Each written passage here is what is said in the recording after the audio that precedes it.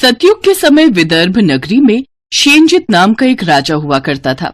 उसी राजा के राज्य में एक किसान बलराम और उसकी पत्नी सुजाता रहती थी। एक दिन उनके नगर में कुछ ऋषि मुनि आए, जिन्हें सुजाता ने अपने घर भोजन के लिए आमंत्रित किया। ऋषिवर, कृपा कर आप हमारे घर भोजन के लिए पधारें। अवश्य पुत्री। लेकिन घर पहुंचकर ही सुजाता को महीना आ गया। फिर वो अपनी पड़ोसन के पास गई। गायत्री बहन, आज ही मैंने ऋषि मुनियों को भोजन के लिए आमंत्रित किया और आज ही मुझे महीना आ गया। अब मैं उनके लिए भोजन कैसे बनाऊंगी? इसका एक उपाय है, तुम 7 बार नहाकर 7 बार वस्त्र बदल लेना और फिर भोजन पका लेना।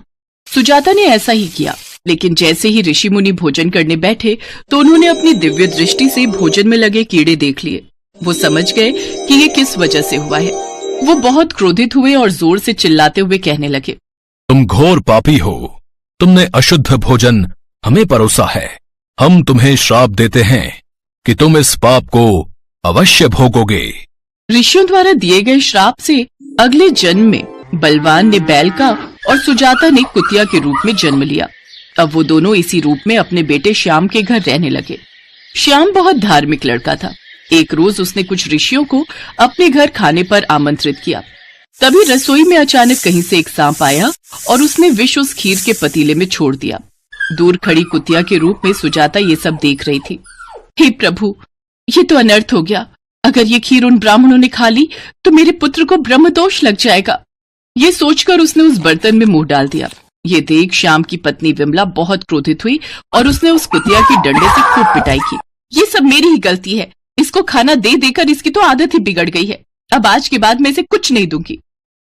कुछ दिन तक उसने कुतिया को कुछ भी खाने को नहीं दिया, जिससे वो भूख से व्याकुल रहने लगी। फिर वो अपने पति बैल के पास गई और बोली, स्वामी, बहू ने मुझे कुछ दिनों से कुछ भी खाने को नहीं दिया। मुझे बहुत जोरों की भूख लगी है। अब मैं क्या करूं? ये सब तुम्हारे कर्मों का फल ही तो हम भोग रहे हैं।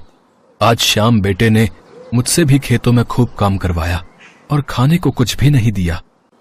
उन दोनों की बातें श्याम ने सुन ली और उसने उन दोनों को भरपेट भोजन करवाया।